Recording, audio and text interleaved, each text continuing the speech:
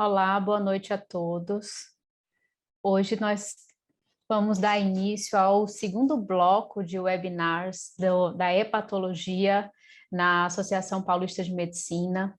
E eu gostaria muito de agradecer a doutora Rosângela Porto, que foi quem deu a possibilidade de a hepatologia entrar com força total na APM. E sou muito grata a ela e a doutor Marcelo. E hoje nós vamos conversar sobre um assunto que me fascina incrivelmente, e ao lado de duas pessoas que são para mim inspiração, que eu tenho certeza que vai inspirar também cada um de vocês. Hoje nós vamos falar sobre medicina do estilo de vida nas doenças hepáticas. Nós começaremos com a doutora Sley.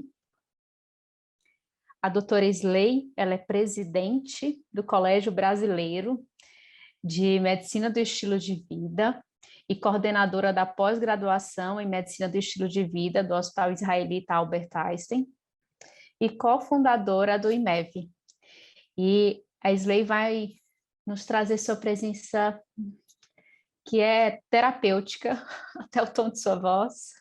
São 20 minutos em que nós vamos abordar o que é e o que não é medicina do estilo de vida.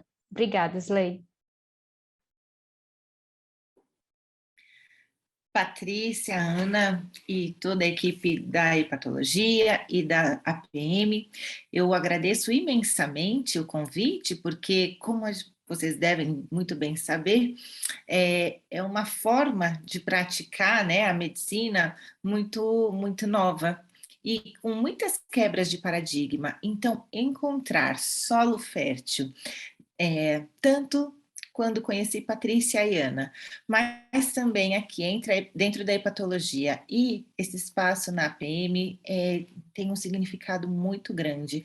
Então digo que é uma honra muito grande estar aqui, encaro isso como uma grande responsabilidade, mas com um coração muito feliz por estarmos aqui reunidos. Então muito boa noite a todos, tá bem? Espero que a gente tenha um encontro muito gostoso e produtivo. Vou iniciar. Posso compartilhar a tela? É só liberar aqui. Muito obrigada. Então, vamos lá.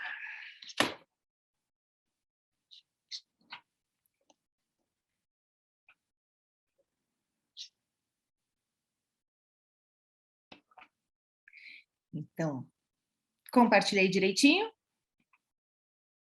Sim? Tem alguma tela cinza em cima? Não, tudo ok.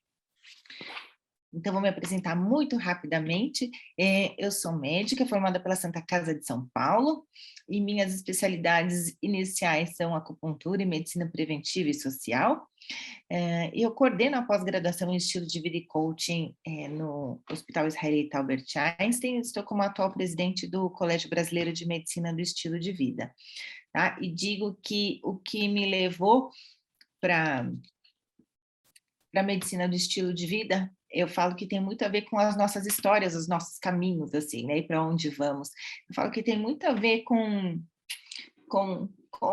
minha história, acho que assim, né, não dá para falar de estilo de vida sem a gente honrar quem a gente é, e é o mesmo que acontece quando a gente está no nosso consultório também. Se a gente não honrar todo o nosso histórico, a gente não vai entender nunca quem somos nós, em que lugar estamos naquele momento, sentado diante de um paciente, diante de outro ser humano para aquela consulta.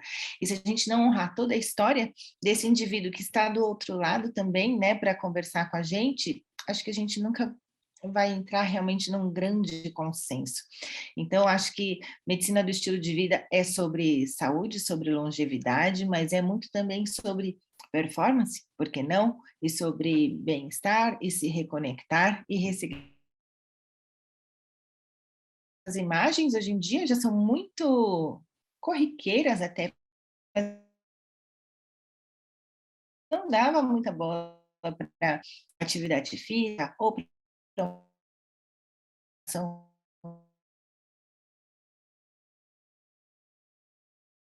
Chegou no fundinho de poço, sentiu o efeito e as consequências de tudo isso, e aí a gente foi procurando se resgatar. E nesse resgate tem muita coisa que é ciência e tem muita coisa que não é ciência, tem muita coisa que é charlatanismo, muita coisa que é sensacionalista, e lembrar que os nossos pacientes muitas vezes vão buscar informações nesses lugares, né, antes. Então, o paciente fica sabendo assim, nossa, o doutor falou que eu tenho gordura no fígado, ou que eu estou pré-diabético, ou que a minha glicemia está muito alta, né, o meu colesterol e tantas outras coisas, e aí ao invés de buscar, né, um profissional de saúde, muitas vezes ele vai buscar informação em lugares em que ele vai receber informações que não são muito confiáveis. E vocês devem muito bem saber que muitas vezes os próprios médicos e os próprios profissionais de saúde acabam também bebendo dessas fontes, né? E eu acho que e tudo isso deixa a gente muito confuso, né? E a própria ciência também, muitas vezes, traz informações muito confusas. De uma hora a manteiga faz bem, outra hora a manteiga faz mal. O óleo de coco, que começou a ser visto como uma coisa boa, e depois viram que não, que a composição dele é de uma gordura que é muito ruim. Ou em relação aos suplementos, e a gente acaba ficando perdido no meio de tantos trabalhos, de tantas publicações que surgem. E eu acho que isso é que acaba também dando espaço para o surgimento, então, da medicina do estilo de vida. E o que vem a ser a medicina do estilo de vida? Ela é uma prática baseada em evidência científica que ajuda os pacientes e seus afetam a saúde e o bem-estar. Então, vou desmembrar um pouquinho isso daqui para a gente ver qual é a definição. Em primeiro lugar, a gente não falou o que é uma especialidade médica, porque não somos, ao menos ainda, tá bom? É uma prática, uma forma da gente praticar medicina que é totalmente baseada em evidência científica. Então, nós não somos medicina alternativa, não somos medicina complementar, somos medicina, que ajuda os pacientes e seus familiares a adotarem hábitos saudáveis. Então, a gente considera aqui o contexto individual, mas também o entorno, tudo que está ao redor desse paciente, né? Tudo isso tem que ser honrado, tem que ser levado em conta quando a gente vai falar sobre mudança de hábitos. E eu acho que um grande diferencial da medicina do estilo de vida é justamente isso, a gente olhar muito para como é que a gente ajuda o paciente a mudar um hábito e sustentar isso, né? Esse é o grande desafio, sustentar. A gente sabe que começar uma dieta até que é fácil, né? Mas e aí? Depois da terceira semana, como é que a gente fica? E quando a gente fala de medicina do estilo de vida, a gente fala aqui principalmente de 6 pilares, tá bom? Então, a gente mergulha na ciência que tem por trás da nutrição, do exercício, do tabaco e do álcool, do controle do estresse, do sono e dos relacionamentos saudáveis. Não pretendemos substituir o nutricionista, o educador físico, o psicólogo. Não, tampouco os especialistas. Mas a gente entende que é muito importante o médico ter o conhecimento de como cada um desses pilares tem um papel muito importante, tanto na prevenção, né, de doenças, mas também, se já existirem, se já estiverem instaladas as patologias, como é que a gente pode utilizar tudo isso no nosso dia a dia com o paciente para que ele tenha mais qualidade de vida da sua doença, né? É muito interessante. Eu me lembro muito de quando eu estava na faculdade, fiz uma faculdade boa, mas me lembro em mais de uma ocasião, né, de professor, quando a gente está estudando nos livros ou nos guidelines, aí falarem assim, bom, essas primeiras páginas aqui são relacionadas à mudança de estilo de vida, né? Então, basicamente, é para o paciente comer menos e se exercitar mais. Então, pode pular essa parte, vamos começar aqui. Ah, bom, então vamos lá. Tratamento medicamentoso, indicações de tratamento cirúrgico, né? E assim segue. E aí, no dia a dia, aqui que a gente via nos ambulatórios. E vou dizer para vocês que, depois, conversando com colegas de outras faculdades, a gente viu que isso era uma prática comum, tá? Então, para a gente resgatar no nosso histórico também, né? O quanto que a gente se aprofundou em cada um desses passos, que importância a gente deu. E trago até aqui, eu sempre ouvia falar, né? Tomem cuidado, porque muitas vezes o próprio ensino médico é muito influenciado, né, pela indústria farmacêutica e outras coisas. Ficava pensando, mas de que maneira? Hoje em dia, para mim, é muito claro. Essa é uma grande prova, né, de que as nossas condutas estavam realmente incompletas. E aí que a gente vê nos ambulatórios, e vê ainda, infelizmente, muitas vezes, é o paciente com um monte de medicação, aquele receituário super longo, mas quando você pergunta para ele, ok, mas o que seu médico orientou em relação a outras coisas? Tipo, não orientou quase nada, ou o famoso coma menos e se exercite mais, que a gente sabe que tem muito, muito pouco resultado e pouco efeito. E o que a gente vê é a gente tentando enxugar gelo com medicação, com procedimento, nutrindo todo o campo fértil para que a doença dele continue progredindo. E a gente vê muito nos profissionais da saúde, e olhando com franqueza, eu acho que vocês não vão discordar de mim, muitas vezes um desencanto com a medicina. Né? Muitos profissionais que chegam e falam assim, puxa vida, eu imaginava que fosse muito mais, né? E eu já estou cansado de ficar prescrevendo e vendo os pacientes retornarem da mesma maneira. Então, é por isso que eu acho que existiu este campo, esse espaço para que surgisse a medicina do estilo de vida, ou Lifestyle Medicine nos Estados Unidos, né, que é o berço da medicina do estilo de vida. E gosto muito da representação desse infográfico do Colégio Americano de Medicina do Estilo de Vida, que mostra também que esses pilares não são isolados, mas o quanto que um interfere bastante no outro. Basta a gente observar para a nossa própria vida, quando a gente muda um hábito, quanto que às vezes ele acaba refletindo em outros aspectos, né, dos nossos comportamentos. Então, é para tudo isso que a gente olha. E aqui, alguns impactos da melhoria do estilo de vida nas doenças crônicas como um todo.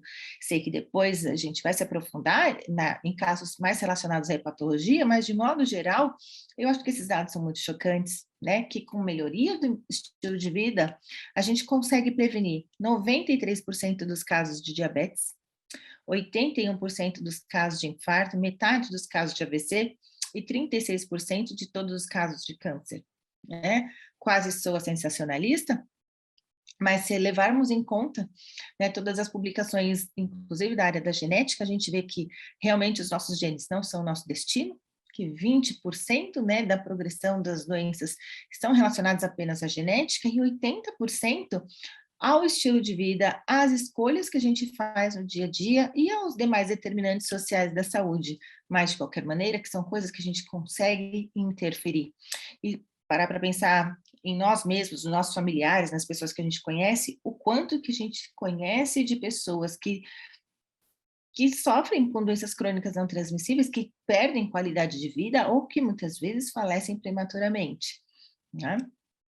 Em relação à saúde mental, que a gente tem falado muito também hoje em dia, tem várias publicações mostrando o impacto que tem a alimentação, a atividade física e o sono na saúde mental também. E aqui a gente não fala, seja para a saúde mental, seja na gastroenterologia, seja no que for, a gente não fala assim, largue o seu tratamento e venha para o estilo de vida. Não é isso, é justamente o contrário, o quanto que, assim, a gente faz esse convite, ok, continue o seu tratamento, continue o seu acompanhamento com o médico especialista, mas se engaje e se precisar de ajuda, vamos lá para você melhorar o seu estilo de vida. Aí o que acontece é que muitas vezes o especialista vai fazendo a desprescrição dos medicamentos, tá? Porque eles já vão não sendo mais necessários, ok? E falando aqui da nossa formação, né, tem essa hipoesquilia, essa falta de conhecimentos e de habilidades que muitas vezes joga a gente numa inércia clínica. Por quê? Durante a faculdade, e aqui não é no Brasil, só é no mundo inteiro, a gente vê que a gente recebe muito pouco treinamento em cessação de tabagismo, nos riscos do sedentarismo e nos benefícios da atividade física, no manejo do peso, nutrição, obesidade, manejo de estresse e técnicas de engajamento, que são todas muito importantes, né, para a prevenção das doenças crônicas não transmissíveis. E isso é uma coisa antiga já, né? Olha que barato isso aqui. Em 1975, fizeram essa pergunta, se os médicos do futuro seriam capazes de aconselhar atividade física. E aí, de 74 escolas que responderam, só 16% instruíam os alunos sobre atividade física como prevenção de doenças. E aí, o que a gente viu aqui, né? Em 2001, fizeram essa pergunta e de 128 escolas, só 72 responderam e só 6% instruíam os alunos sobre atividade física como prevenção de doenças. Muito favorável. Então, isso que deu espaço para o surgimento da medicina do estilo de vida, que olha, então, para como é que a gente orienta os pacientes sobre quais hábitos saudáveis são mais indicados para eles e ajuda o paciente nessa transformação, nesse engajamento. É sobre isso que a gente fala, tá? Como um representante aqui no Brasil desse movimento, tá? Existe a organização sem fins lucrativos, que é o Colégio Brasileiro de Medicina do Estilo de Vida, que reúne os profissionais da área da saúde que têm interesse em se aprofundar mais nisso. E uma das coisas que nos mobilizou para fazer o colégio é que medicina do estilo de vida é um nome que pode ser muito perigoso, muito atraente, muito marqueteiro, e muita gente estava fazendo coisas que não são medicina do estilo de vida, mas utilizando este nome, tá? Então, por isso que a gente achou muito importante que, até para a população brasileira como um todo, saber claramente o que é medicina do estilo de vida. Então, vou falar aqui para vocês algumas coisas que não são medicina do estilo de vida, ok?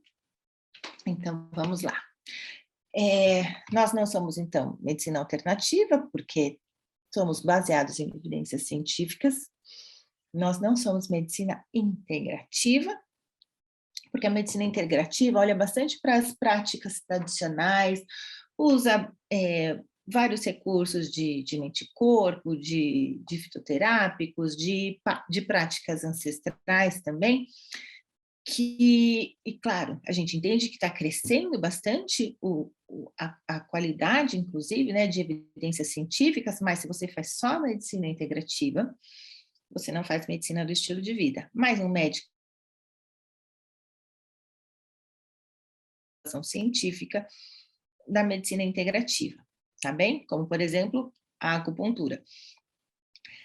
Também nós somos medicina mente e corpo, né? A medicina mente e corpo já está assim, cada vez com maior número de publicações, né, da relação que tem entre mente e corpo, a importância das práticas meditativas, mas se você faz só praticamente corpo, você não pode dizer que você faz medicina do estilo de vida. Embora a medicina do estilo de vida recorra, sim, à meditação, a práticas mindfulness e outras coisas. A gente não é também medicina ortomolecular, tá? A gente não faz nenhuma prática de medicina ortomolecular. A gente também não é medicina funcional, tá? Medicina do estilo de vida não é medicina funcional. A medicina funcional mergulha lá na bioquímica, nos mecanismos de estresse oxidativo e outras questões. Medicina do estilo de vida não vai desse nível, até porque nós reconhecemos que falta ainda uma robustez científica para muitas coisas, embora a gente tenha profissionais muito sérios que já estejam estudando, mas a medicina do estilo de vida não é medicina funcional, ok? Se um médico que pratica a medicina do estilo de vida classicamente não vai ser aquele médico que faz aqueles pedidos de exames malucos, que vem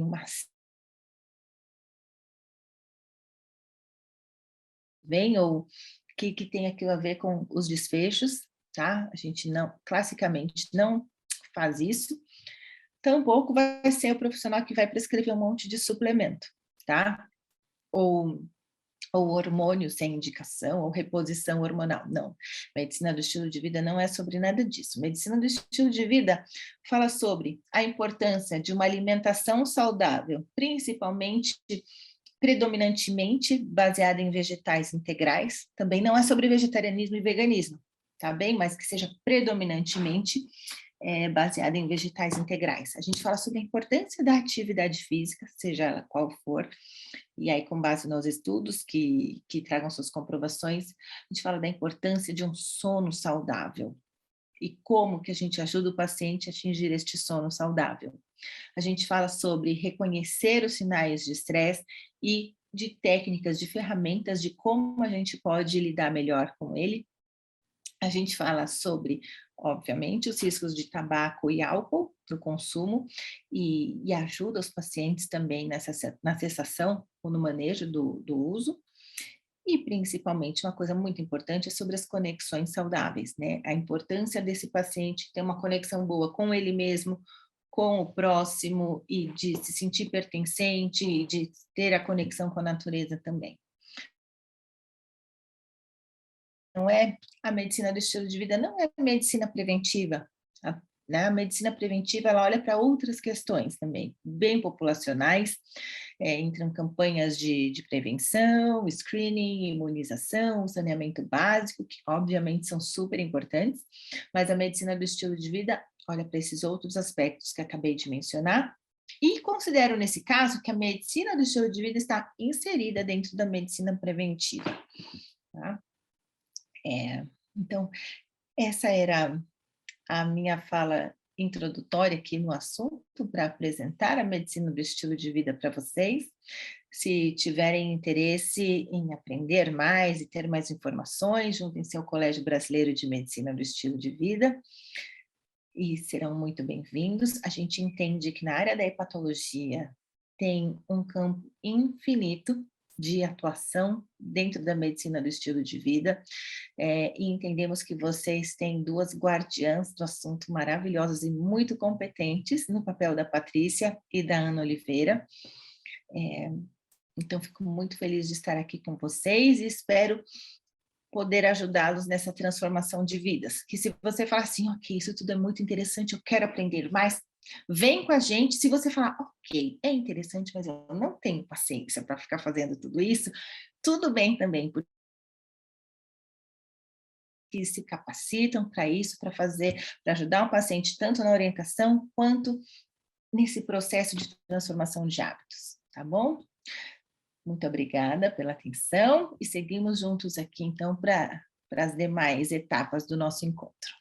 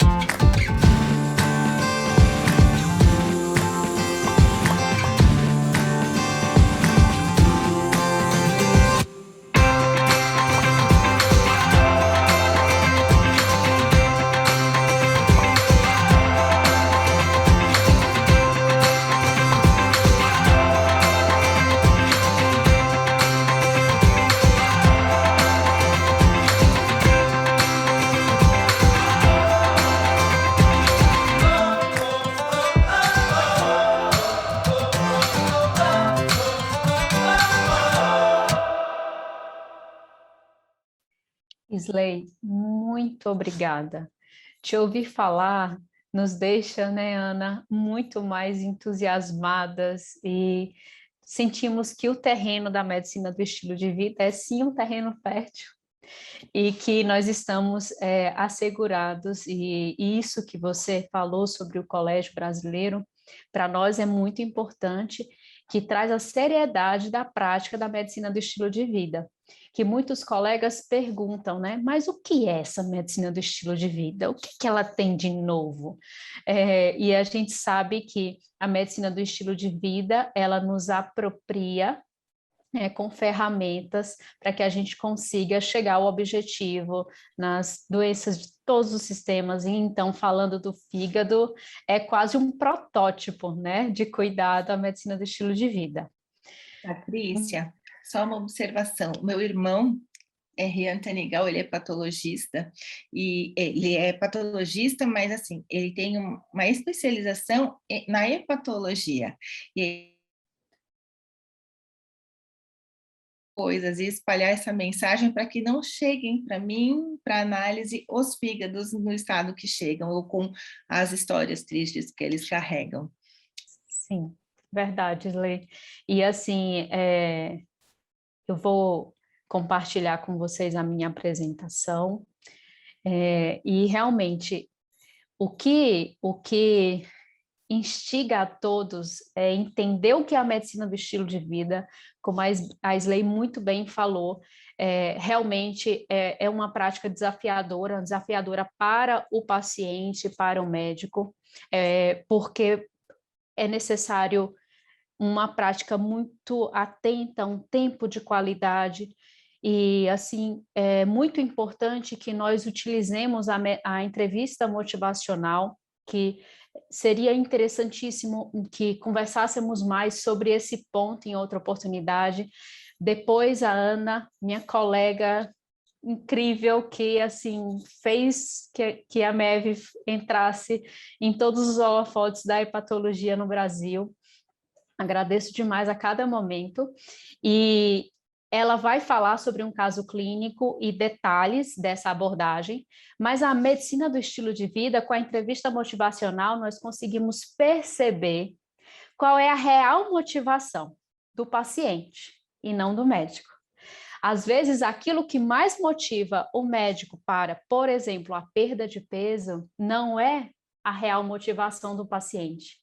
Então, se a gente não compreende o porquê, quer viver mais para brincar mais com os netos, ou ainda tem várias aspirações profissionais, a gente precisa entender e precisa mostrar para o paciente o porquê que aquelas mudanças vão ajudar o paciente a chegar àquele objetivo, que muitas vezes não é igual ao objetivo do médico. Então, é uma abordagem muito individualizada, é um trabalho de formiguinha, que a gente vai fazendo a cada encontro com o paciente. E o que é mais gostoso, o acompanhamento da mudança. Como é incrível, como tem um poder esse olhar da medicina do estilo de vida. E nós, como hepatologistas, como médicos da medicina do estilo de vida, nós sentimos que o engajamento do paciente, ele é posterior ao engajamento do profissional. Então, se o paciente ele sente que o médico compreende que todas aquelas mudanças são importantes e ele se engaja naquilo, em ajudar o paciente a instrumentalizar aquela mudança do estilo de vida, é muito mais provável que o paciente se engaje.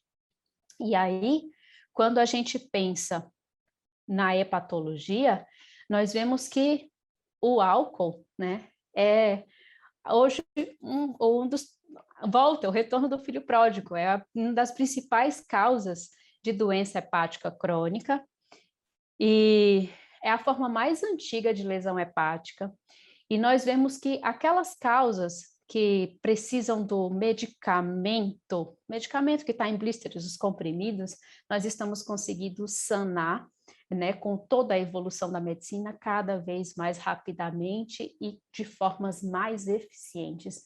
Mas as doenças do fígado relacionadas a hábitos de vida continua para nós o calcanhar de Aquiles, o grande desafio na hepatologia.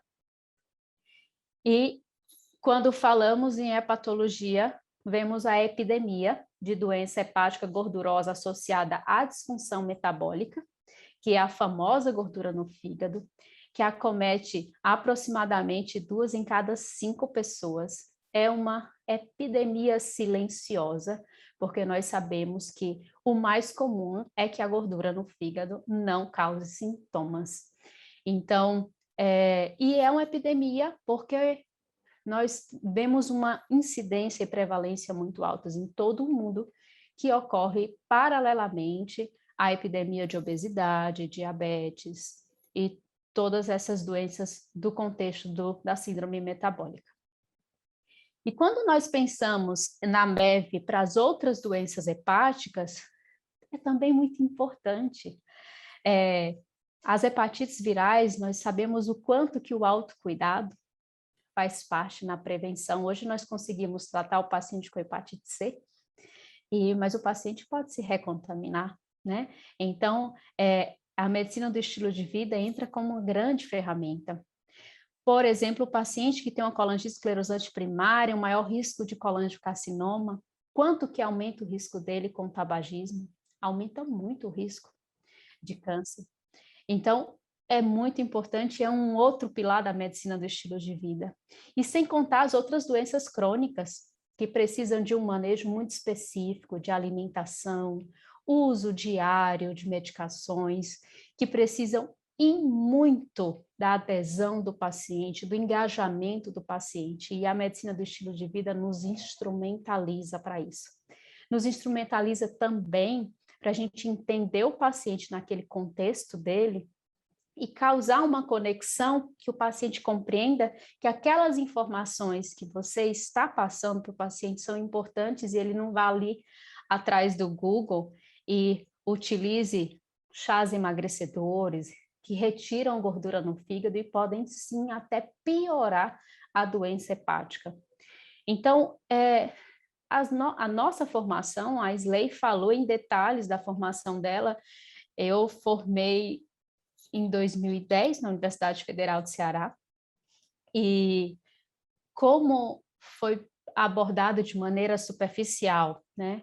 Então, a medicina do estilo de vida, ela vem realmente com força para nos ajudar em tudo isso. E fígado, nós pensamos em doenças crônicas, né? Então, entender o paciente, o que motiva o paciente ao cuidado. Muitas vezes é um paciente que acorda com toda aquela astenia, indisposição que é típica da doença hepática, né, em formas mais avançadas, que perde um pouco daquela luz interior, daquela força vital, que você, como médico do estilo de vida, você entendendo a real motivação do paciente, você consegue engajar ele em todos os pilares do autocuidado. Então, a falha de adesão ao tratamento farmacológico chega a 40%. E ao tratamento não farmacológico, que realmente é a orientação das mudanças de estilo de vida, chega a 70%. Isso tem muito a ver com a nossa formação, com as ferramentas que nós estamos habitualmente utilizando, né, no dia a dia da assistência. E muitas vezes, né, como a Isley falou, nos últimos 5 segundos da consulta, falamos rapidamente. Você precisa perder peso, usar os medicamentos certinho, parar de fumar, basta você fechar a boca, fazer exercício, deixa o cigarro longe. Então, é quase que intuitivo, vemos durante a nossa formação professores, né, profissionais que foram formando nossa coxa de retalhos do conhecimento médico, eles vêm trazendo isso, a gente construiu de uma forma que a gente precisa até desconstruir, né, para que a gente consiga um melhor engajamento do paciente. E aí eu trago uma reflexão. Colega médico, como é o seu estilo de vida? A gente já sabe que o paciente, ele tem hábitos mais semelhantes ao médico que cuida dele. Então, se o médico fala com propriedade e vê aquela força, aquela felicidade em falar, aquele engajamento na atividade física, na alimentação, na importância do sono, o quanto que o médico também é vulnerável, o quanto que ele é desafiador ter aquele estilo de vida. Isso para o paciente é importante. O médico que está acima do peso, a gente já sabe, pesquisa científica, comprovado, ele não registra o peso do paciente em prontuário. Porque ele não consegue, muitas vezes por ele não reconhecer, ou então como se fosse um autobloqueio, né? Se para ele o peso está também fora do ideal, do que seria mais saudável, ele não registra do paciente nem questiona o paciente. Se ele não usa protetor solar, o paciente também não vai usar protetor solar, né? Então, tem muito a ver como o médico se cuida, o seu paciente se cuida também. Então, nós somos espelhos para o nosso paciente. E esse caminhar da medicina do estilo de vida, eu acho que é uma das coisas que mais apaixona, que o como também faz diferença na vida do médico que pratica a medicina do estilo de vida.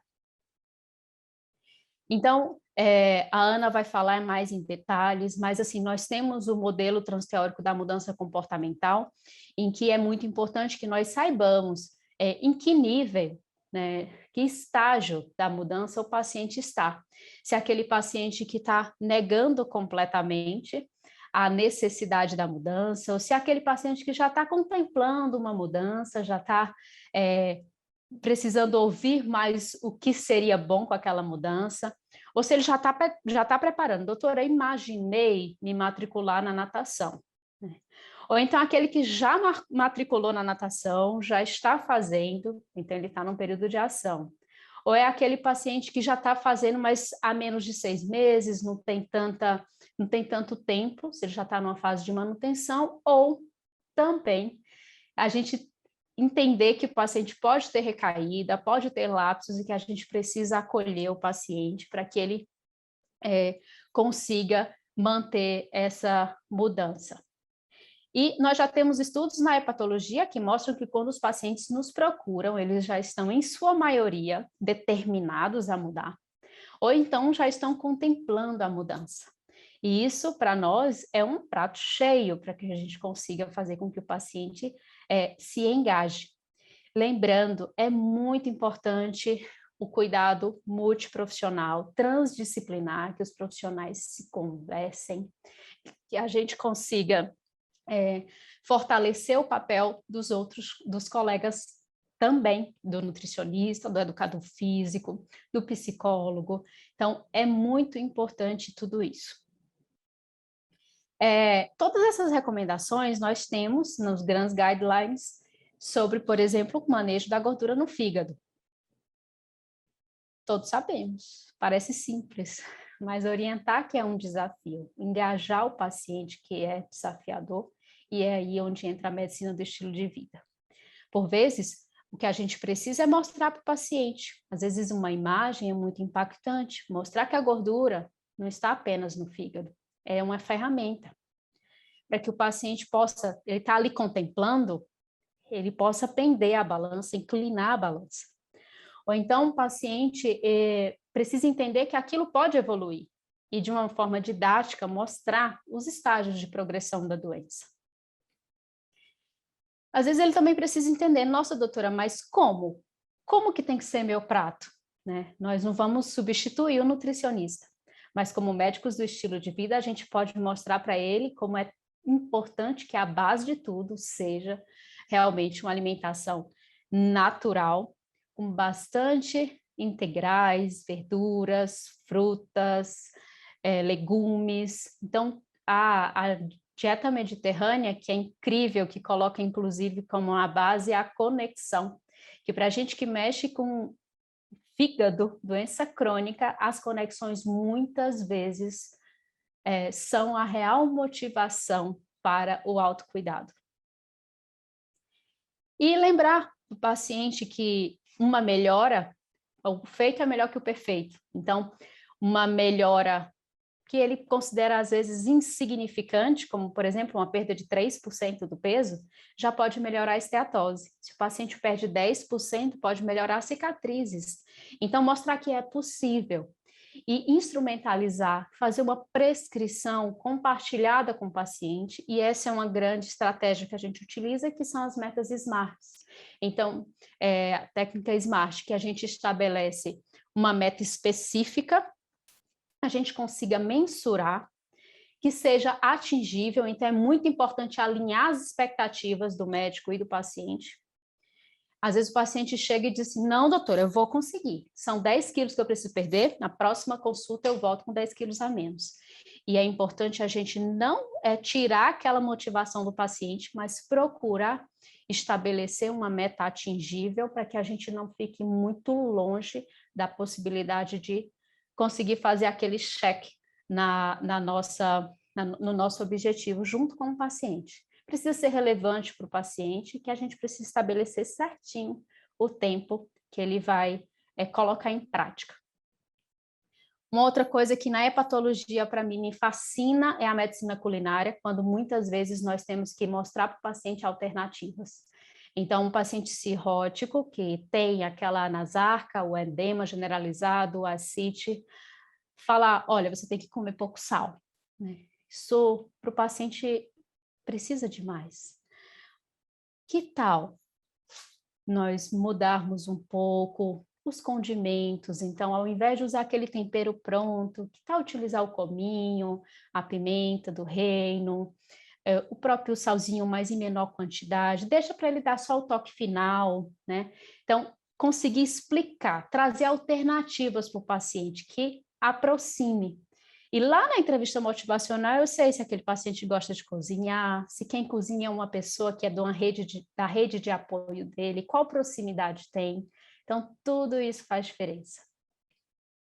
E, assim, um outro ponto que eu quero concluir minha apresentação é que, como hepatologista transplantadora, então eu trabalho tanto no consultório quanto naquele paciente que já passou por todas aquelas fases da fibrose, né, que vai se acumulando e chega na necessidade de um transplante, eu vejo muitas janelas de oportunidade.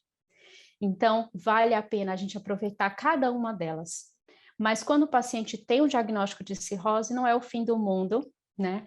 Então, nós também temos uma grande janela de oportunidade. O paciente, ele não é uma sentença de morte, ele pode viver, conviver com aquilo e algumas vezes indo para o transplante, mas tudo bem, é uma excelente alternativa quando bem indicada, com excelente sobrevida, quando bem indicada e bem acompanhada.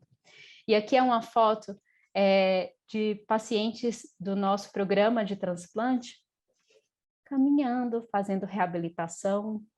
Então, it's time to move. Agora a gente já vê nos guidelines da hepatologia e isso é incrível, me deixa cada vez mais apaixonada pela medicina do estilo de vida. E é isso. Vou concluir aqui e apresentar a Ana, que é uma colega hepatologista, a Ana que somou forças de uma maneira incrível, muito organizada, muito ativa, muito proativa, e eu tenho muito a que agradecer. A Ana ela é professora adjunta do Departamento de Medicina da Universidade Federal de São Carlos, é coordenadora da área de interesse de medicina do estilo de vida nas doenças hepáticas pela Sociedade Brasileira de Hepatologia, e assim é minha grande parceira, né? Conhecemos a Isley quase juntas e desde então estamos apaixonadas pela MEV. E a Ana vai trazer para nós um caso clínico de vida real, como aplicar no dia a dia. Então, é um desafio, mas sucesso gera sucesso. Quanto mais a gente aplica no dia a dia, mais a gente está habilitado. A gente vai se habilitando a trabalhar com a medicina do estilo de vida. Ana, muito obrigada por estar aqui hoje. Patrícia, eu que tenho que agradecer. É uma honra estar aqui dividindo essa sala com você, que é minha parceira hoje no estilo de vida na hepatologia, e a Isley, que é minha mestra, né, quem eu admiro tanto, e espero contar muito com você hoje no caso que a gente vai apresentar. Na verdade, deve ter bastante gente aqui que participou do Congresso Brasileiro de Hepatologia, que acabou de acontecer. Eu apresentei um caso clínico, um caso meu, e foi um caso de sucesso, né, Patrícia? Mas hoje eu vou reapresentar esse caso com um desfecho inesperado aí, ou pelo menos não exatamente desejado, mas que a gente precisa lidar porque ele é real, né? Eu aprendi isso com o Dr. Raimundo Paraná, e ele que todo ano no Hepatologia do Milênio, ele apresenta os casos e ele traz o desfecho ao longo do ano que aconteceu. Então, mais ou menos isso, eu já tive aqui o desfecho dessa paciente. Eu vou compartilhar com vocês. Então, eu queria muito agradecer, Isley, pelo convite, é uma honra. A APM, que está nos hospedando hoje. Vocês estão vendo minha tela? Ótimo. Então, vamos lá. É um caso clínico. Vocês vão ver que o comecinho, para quem estava no Congresso Brasileiro de Hepatologia, agora em outubro, vocês vão lembrar um pouquinho dele. Deixa eu só diminuir aqui, senão não enxergo. Aqui. Bom, é uma mulher, 52 anos, advogada. Ela realizou ultrassom que mostrou esteatose hepática, gordura no fígado. E vinha com elevação discreta das enzimas hepáticas já há algum tempo. E ela faz acompanhamento há mais de 10 anos com cardiologista. Veio, aqueles check-ups, não que ela tivesse alguma doença, tá? Mas ela veio encaminhada, na verdade, pelo ginecologista dela, que não quis iniciar uma reposição hormonal por conta da elevação das enzimas. Não, vai lá, vê com a hepatologista o que está acontecendo. De antecedente pessoal, essa paciente relatava uso de vinho tinto 2 a 3 vezes por semana, uma vida extremamente agitada, sempre tinha reuniões no final do dia, reuniões de trabalho, e essas reuniões eram sempre em restaurantes, regados a comida e 3, 4 taças de vinho tinto. No final de semana, ela chegava a beber aí 2,5 garrafas de cerveja com os amigos. Uma vida bastante agitada, uma pessoa muito feliz, assim, você via nitidamente que bem animada, e que tinha esse estilo de vida. Cigarro ela nega, atividade física, ela faz atividade física 10 anos, 3 vezes por semana, pilates, e ela relata que ela sempre teve problema com peso, que já fez algumas dietas no passado, sem sucesso, volta a ganhar peso e nega outros problemas de saúde. O pai faleceu com infarto agudo do miocárdio aos 58 anos, a mãe é diabética e tem alguns irmãos, tem 2 irmãos dela com excesso de peso. Você vê que ela nega a doença crônica, mas ela já veio fazendo uso de metformina, 500 miligramas 2 vezes por dia, atorvastatina, de 20 miligramas por dia, e alguns chás, principalmente chás para ansiedade, para digestão, e aquele tal do detox para o fígado, de vez em quando ela usava, coisa da internet, nunca foi prescrito exatamente. Mas aqui a primeira chamada que eu faço é exatamente assim, vocês vejam que eu estou falando de uma pessoa de alto nível de escolaridade, né? Que você pergunta, você tem algum problema de saúde? Não, não tenho. Mas que chega já usando vários medicamentos, daqui a pouquinho vocês vão entender por que ela já está usando esses medicamentos. Mas ela acha que a doença está controlada e o medicamento está tudo bem, então ela não tem mais a doença, né? E eu acho que aí já começa o primeiro desafio que a gente tem, que é educação em saúde.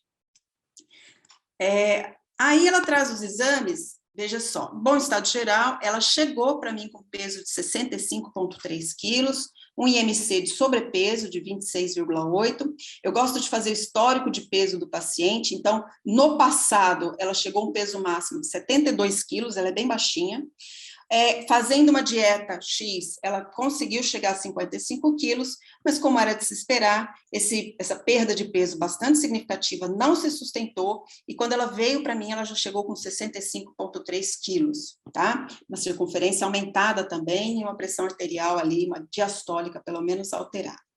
Essa aqui é a bioimpedância, na verdade eu só tenho a bioimpedância de quando ela chegou, né, já do resultado, que a gente vê exatamente esse componente em C, né, da bioimpedância. Aqui, vejam, o peso, aqui na verdade já foi o peso que ela alcançou comigo, mas vejam uma quantidade de massa magra muito reduzida e uma porcentagem de gordura aumentada, fazendo esse C. E o ideal que a gente quer é o D, né, que o paciente tenha um peso ali adequado, mas às custas de massa magra. Isso é a primeira coisa que chama atenção. É o que vem se discutindo muito na doença gordurosa metabólica, que é exatamente que o IMC ele não retrata exatamente a composição corporal do paciente, né? E talvez a gente precise começar a mudar o jeito de pensar sobre essa forma de avaliação dos nossos pacientes. Então, essa paciente é um exemplo típico, uma quantidade de massa magra muito inferior à quantidade de massa gorda. De exames que ela trouxe, olha, uma glicemia alterada, acima de 99, né, de 102, uma hemoglobina glicada de 5,8, compatível aí com pré-diabetes, hipertrigliceridemia acima de 150, um HDL baixo de 39 para a mulher, né, que deveria estar acima de 50, uma proteína C reativa ultrassensível alterada, enzimas hepáticas levemente aumentadas, cerca de 1,2, gama-GT bastante alterada, albumina e plaqueta completamente normais. Não tem aqui, mas não tinha nenhuma evidência de doença hepática crônica, tá? E aí a gente aplica os marcadores não invasivos de fibrose hepática, né? A gente está divulgando bastante os marcadores não invasivos como uma primeira frente na avaliação desse paciente. Os marcadores FIB4 e Nuffield Fibrosis Score mostram dados discrepantes, e a elastografia hepática mostrou um F1, F2. Então, uma fibrose inicial, né? Mas com uma gordura bastante significativa, um grau 3. E eu faço de todos os meus pacientes risco cardiovascular, ela tinha um risco alto. Então, se justificando aí o uso da atorvastatina, mas ela não tinha a menor ideia por que estava usando aquele medicamento, né? Bom, e nessa paciente em particular, como a Patrícia falou, a gente começa fazendo entrevista motivacional, né? Para esse caso, eu usei essas ferramentas da medicina do estilo de vida.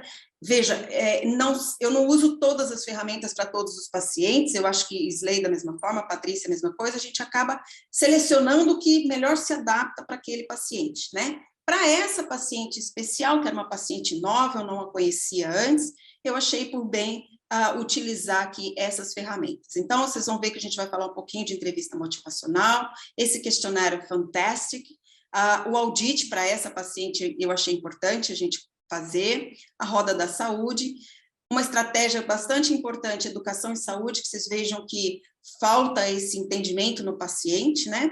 Metas SMART e o balanço decisório. Então, vamos ver como se aplica isso, né? O questionário de estilo de vida fantástico, na verdade, ele usa esse acrônimo, né? Os americanos adoram esses acrônimos. Então, o F é um questionário que avalia família e amigos, como é que isso se comporta na família, na vida da pessoa, a atividade física, N de nutrição, o T de tabaco e outros tóxicos, o A de álcool aqui, sono, o sleep, tipo de comportamento, né? Então, se uma pessoa de comportamento tipo A ou tipo B, mais estressada, mais introspectiva e assim por diante, aqui no Izinho, e o C, a carreira. Né? Então, qual a satisfação da pessoa com a carreira? Esse é um questionário originalmente da Sociedade de Fisiologia do Canadá, de Fisiologia do Exercício do Canadá, mas ele já foi traduzido para o português, existe uma validação já, que foi publicada e está disponível para uso para todos nós, tá? Então, é uma ferramenta bastante útil, porque ela consegue nortear para que lado que eu vou, né? Como a Isley falou muito bem, o paciente é um todo, é um complexo. Então, para onde que eu vou? Para essa paciente em particular, eu achei importante alguns aspectos nutricionais, a bebida alcoólica, que, no meu entendimento, era uma quantidade significativa, e o comportamento dela de bastante estresse, muito trabalho, uma workaholic típica, né? E para a nossa paciente, então, ela pontuou, fazendo lá o questionário, 42, o que coloca ela aqui nesse nível, ó, pontuação de 35 a 54, portanto, uma classificação de estilo de vida regular, ou seja, ela tem componentes importantes, benéficos para a saúde, mas tem outros também de risco. E aí, aqui, assim, o que eu gostaria de elencar foi exatamente o álcool. Aplicando a roda de saúde, que aí, identificando esses elementos na paciente, eu mando a roda da saúde para ela e ela vai trazer isso pronto para mim, tá? Então, ela desenhando ali a roda de saúde dela, ela vai fazer uma reflexão. Vejam que a roda da saúde você monta da forma que lhe for mais conveniente. Aqui, no caso, eu uso os pilares da medicina do estilo de vida, como atividade física, a alimentação, os vícios, o grau de felicidade, o nível de relacionamentos e conexão, manejo de estresse e o sono. E para essa paciente em particular, novamente me chamou a atenção que vejam a falta de informação que ela traz para mim. O nível de satisfação dela com a bebida alcoólica era 6. Ela não estava preocupada com aquilo, ela não entendia, ela não tinha consciência de aquela quantidade de bebida alcoólica que ela fazia uso era uma quantidade de risco. Então, o nível de satisfação dela com a bebida alcoólica era 4. Ela tinha outras queixas importantes em relação à satisfação, mas, assim, álcool não era uma coisa que chamava atenção, e, para mim, foi o que mais chamou atenção, mais até do que o peso, porque ela era um sobrepeso, né? E, por conta disso, o nível de confiança dela de mudar era muito baixo, em torno de 5, né? Por quê? Porque ela não entendia aquilo como um problema e, muito menos, precisava ser mudado. E, aproveitando, então, eu apliquei o audit, que é um instrumento bastante validado, todos nós conhecemos, né, que rastreia ou que faz uma análise do consumo de bebida alcoólica.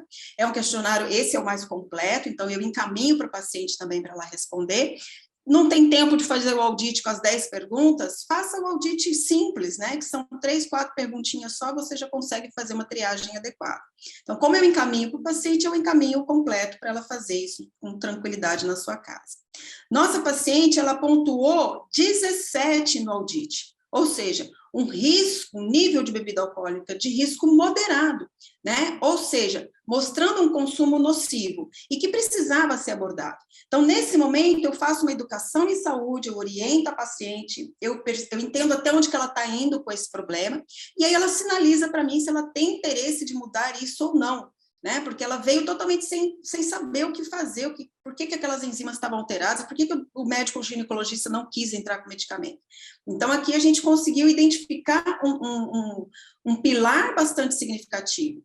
E vejam que eu uso essa tabela, esses cálculos todos aqui, obviamente que eu não vou entrar em detalhe, mas vejam que a quantidade de etanol que ela tomava, fazendo todas as contas de tudo que ela bebe por semana, chegava a 54 gramas por dia de etanol, de bebida alcoólica, tá? Por outro lado, isso correspondia a quase 2.500 calorias por semana, a mais do que ela consumia numa alimentação normal dela, né? Então, isso daria mais ou menos 350 calorias por dia. Veja, se o guia de doença gordurosa não alcoólica fala em restringir 500 a 750 calorias, se a gente tirar o álcool aqui, eu já estou falando de mais da metade disso, desse goal, né? Então, isso é significativo. Às vezes as pessoas esquecem que o álcool também é calórico. Então, cada grama de álcool tem 7 calorias. Isso fica entre a quantidade de caloria do carboidrato e da proteína, que é em torno de 4, e da gordura, que é de 9. Ou seja, não é desprezível, né? Então, isso foi um achado importante. A partir disso e da autorização compartilhada dessa paciente, nós estabelecemos as metas SMART. Então você está interessado em fazer as mudanças na bebida alcoólica? Com certeza, doutora, eu não entendia que isso era um problema na minha vida, né? Ninguém nunca falou isso para mim. Então, quando nós vamos começar? A partir da próxima segunda-feira, e aí tem um dia. Porque isso é prescrito, como a Patrícia falou, é uma prescrição. Do mesmo jeito que você prescreve medicamento, você prescreve as metas SMART para esse paciente. Como que você vai fazer isso? Nas reuniões de trabalho, eu vou beber apenas uma taça de vinho, vou enrolar com aquela tacinha de vinho ali para não entrar nesse volume todo que eu estou bebendo. E o final de semana? No final de semana eu consigo reduzir ali para 2 latinhas na sexta, no sábado. E nas demais semanas? Não preciso beber bebida alcoólica, eu não sou alcoolista, doutora, isso não vai ser um problema para mim. Onde você vai fazer isso? Eu preciso atuar no meu trabalho, mas em casa também, porque eu recebo muitos amigos em casa. Quem vai te ajudar nesse processo? Qual que é a sua rede de apoio? Não, meus amigos vão entender, e muito provavelmente muitos também não têm o conhecimento que agora eu tenho. E a minha filha que vai adorar esse padrão, eu vou ficar mais em casa, enfim. Quanto tempo você vai voltar para a gente reavaliar? Em 2 semanas eu vou reavaliar. Então, essa foi a meta SMART. Ela é, como a Patrícia falou, ela é específica, ela tem uma medida, ela é mensurável, e ela é real, ela é alcançável, né? Relevante para o paciente, e ela tem um tempo. Em 2 semanas você vai voltar para a gente ver o que aconteceu. Uma outra forma é utilizar o balanço decisório. O balanço decisório, na verdade, eu não usei nessa paciente, que a gente usa mais em paciente que está em contemplação do processo, mas eu quis trazer para vocês que é uma ferramenta que avalia os benefícios de permanecer na mudança, os prejuízos, as preocupações em permanecer na mudança, né, sem a mudança, e, por outro lado, quais são os malefícios e benefícios de não fazer as mudanças, né? Então, a pessoa escreve isso, ela preenche esse balanço decisório e ela automaticamente faz uma reflexão sobre os ganhos e as perdas e para que lado que essa balança vai pender, né? Agora sim, a escala de motivação na mudança é importante, então qual a escala de motivação que você está para fazer a mudança? É 8, doutora, porque realmente eu não tinha conhecimento, meus amigos vão se beneficiar disso, minha filha vai gostar, né? E qual que é o grau de confiança? É 7. Doutora, porque eu gosto de uma saidinha, né? Eu vou ter que controlar melhor a minha saída. E aí você faz uma brincadeira, né? Tá, sua confiança é 7, por que não é 8? Doutora, eu tenho muito evento social, meu trabalho envolve esse evento social e às vezes a gente pode dar uma escapada. Então, você instiga o paciente a fazer uma reflexão sobre as mudanças que são necessárias, né? Como a Patrícia falou, a mudança é do paciente, não é do médico. E o segmento desses pacientes? A medicina do estilo de vida trabalha muito com automonitoramento da jornada, né, dos ganhos, do que foi alcançado. Então, tá sempre monitorando, se pesando, eventualmente faz um exame, né? Outra forma que a gente usa é a parceria com o médico, né, a disponibilidade do médico. Então, eu brinco que, assim, eu nunca fui de rede social. Agora, eu acabo usando WhatsApp, Instagram, os pacientes mandam foto dos eventos que eles estão, essa paciente me manda foto, olha onde eu estou, com um copo de vinho na mão, e tá tudo bem, né? Ainda brinco com ela, só faltou você me chamar, eu lembro de falar isso para ela. Uso de pedômetro para quem precisa fazer atividade física, né? E essa paciente interessante que ela conseguiu aumentar a quantidade de atividade física dela, ela já fazia pilates, mas ela se sentiu motivada e ela estava fazendo caminhadas no condomínio. Então, assim, é o que a Slay falou, né? Um pilar puxando o outro. E ela conta também mudanças na alimentação que ela fez. Então, a gente usa, às vezes eu uso esse Fat Secret, que é um aplicativo que você avalia seu prato, né? Quantas calorias, o que está acontecendo, o que pode melhorar. Hoje eu abusei um pouquinho, amanhã eu seguro um pouco mais. Então, são ferramentas que a gente pode usar para estar conectado com o paciente. E aí, em 6 meses, ela voltou com, olha só, o grau de satisfação com a bebida alcoólica dela, como melhorou, e também da alimentação e da atividade física. Então, de novo, um pilar puxando o outro, né? A gente vê aqui que isso realmente aconteceu, ela perdeu aqui em torno de 7 quilos, né? Próximo aí dos 10% que a Patrícia comentou. Lógico que ela perdeu massa magra também, então a minha próxima estratégia aqui seria aumentar o exercício resistido para melhorar a massa magra, a gente sabe que isso é importante. E os exames dela também, olha como melhoraram, né? Glicose, hemoglobina glicada, as enzimas do fígado, olha como resolveram, normalizaram, né? Então, o grau de satisfação com desse momento da paciente foi excelente, ela se sentiu ótima, né? Tá tudo certo. Porém, como não poderia ser diferente, ela voltou 9 meses depois, então ela já estava em um período até de manutenção do quadro, né? E ela perdeu um pouco do que estava acontecendo. Trouxe os exames, as enzimas hepáticas, olha que é a primeira coisa que a gente olha. As enzimas hepáticas aumentaram novamente, a ST, LT, olha a gama-GT para onde foi, 154, a glicose de 100, não perdeu tudo que fez, mas a gente vê nitidamente que o quadro mudou aqui, né? E o que aconteceu então? Ah, doutora, eu não estou satisfeita. Ah, perdi um pouco a mão, teve feriado aí, fui viajar para a praia, a gente bebeu na praia, depois eu tive reunião, a gente está passando por um processo de muito estresse no trabalho, e aí aquela coisa, voltou extremamente desanimada, eu até percebia nitidamente um certo grau de envergonhamento com aquela situação, você vê que ela fala, quase que eu não vim, que eu não fui capaz de alcançar os objetivos que a gente tinha traçado, né? E ela ainda fala, não se sente capaz de fazer a mudança, e aquele sentimento realmente de fracasso. Então, gente, isso é vida real. E como lidar com essa situação, né? Então, como lidar com o sucesso, ou construir o sucesso juntamente com o paciente, mas, por outro lado, nós temos que saber lidar com a recaída do paciente, né? O que está acontecendo? Será que a gente aprende com a recaída? O que a gente pode fazer nesse momento, né? E aí eu acho que foi isso que eu quis trazer para a nossa discussão, fomentar a nossa discussão aí com esse caso. Deixa eu parar de compartilhar aqui. E chamar as outras colegas e os participantes para a gente aproveitar esse momento com essas cabeças incríveis aqui, Slay, Patrícia.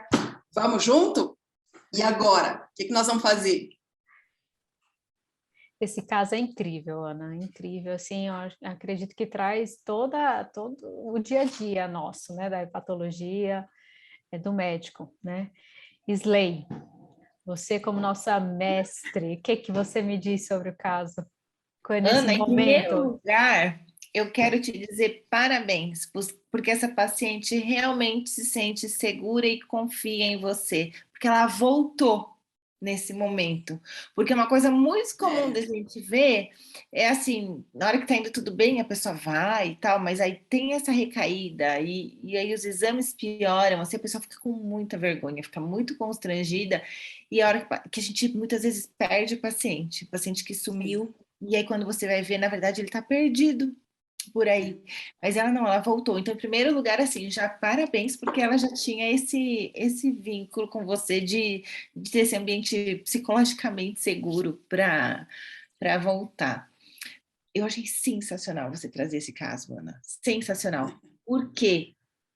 Falar do sucesso é fácil, né?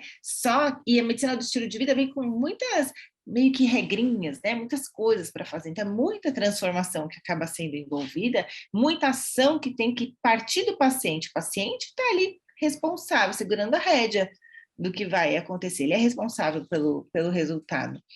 E se a gente não conversa com o paciente que as escorregadelas, os lapsos vão acontecer, a gente vai perder esse momento. E eu gosto de dizer isso muitas vezes no começo, sabe? Ou quando o paciente começa a melhorar, ele vai falar, não é, vou desanimar a pessoa, não é desanimar a pessoa, mas é para ela saber que para ninguém é uma linha reta, que é esperado que esse momento vá acontecer.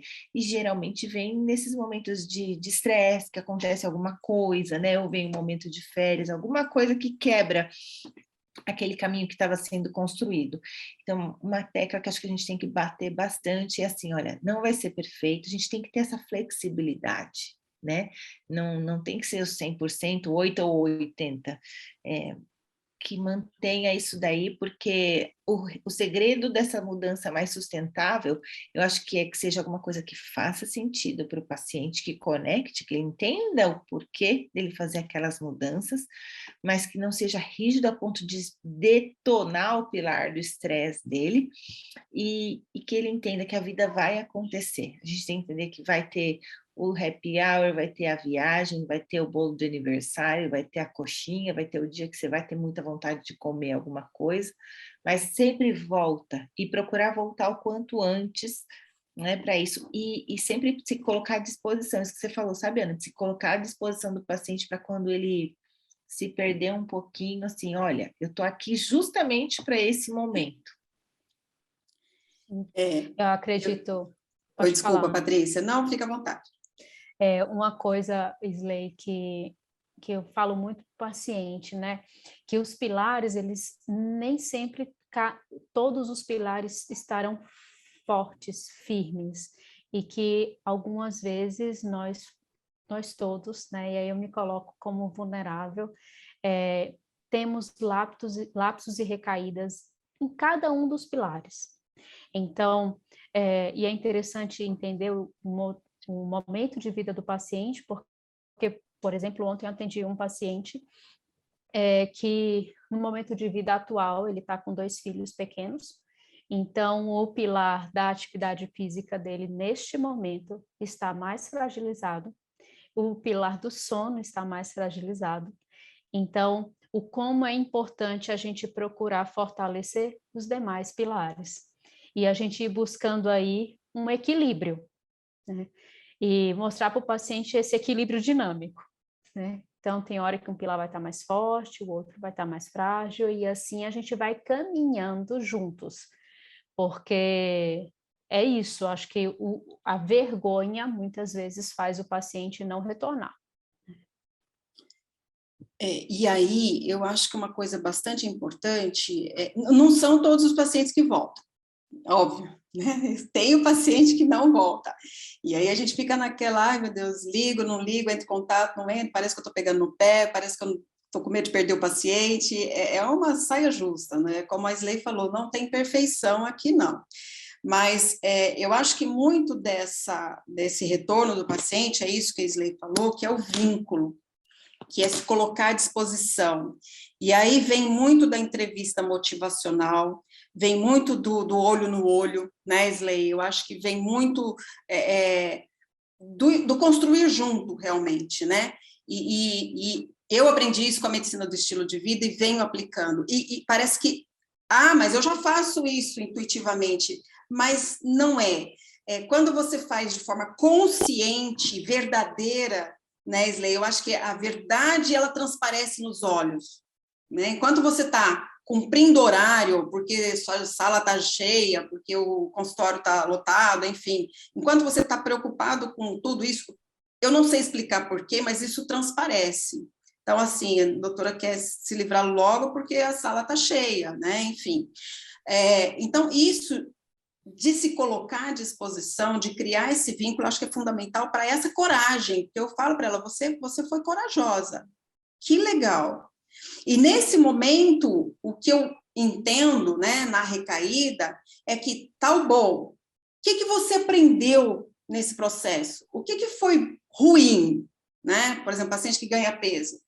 Ah, doutor, não consegui mais fazer minha caminhada, estou com dor no joelho, voltei a ter dor no joelho, voltei a ter dor nas costas, enfim, sei lá o que for, né? E o que foi bom? O que foi bom? Bom, só o encontro com os amigos, mas assim, eu fico com peso de consciência, sei lá, alguma coisa assim, né? E buscar motivação interna para a mudança, né? Porque, não, eu vou parar de beber porque minha filha vai gostar mais de mim, sei lá. Isso não é interno, né? Isso é externo. Tá valendo. Mas a gente tem que buscar, a partir da entrevista motivacional, alguma ferramenta interna que faça esse movimento, porque aí sim ele vai ser sustentável, né, Isley? Eu penso que seria mais ou menos por aí. Faz sentido isso? Faz todo sentido. Faz todo sentido. E por isso que falo que também, assim, do mesmo jeito que tem o perfil, né, da pessoa, do médico ser cirurgião, o perfil para a pessoa ser clínica, eu acho que também tem o perfil para ser do estilo de vida. Porque requer muito isso, assim, essa disponibilidade para ouvir, acho que é essa curiosidade até, assim, né, de se conectar com a história do outro, o que acontece, e eu acho que se, assim, é que eu acredito que quem está participando aqui já tem um viés também, assim, do gosto de se interessar pelo assunto, não é? Mas o que eu sempre reforço, eu falei assim, gente, eu vou falar no Congresso da Sociedade Brasileira de Ortopedia. Lá eu falei que é um terreno que eu não sei quão fértil que é para falar de estilo de vida. Mas o que acontece? Que saiba que, assim, que o paciente muda, sabe? A gente tem que acreditar que ele muda. Eu estive uma vez, logo que comecei a falar de medicina do estilo de vida aqui no Brasil, um senhor falou para mim, Isley, você está perdendo tempo, o paciente não muda.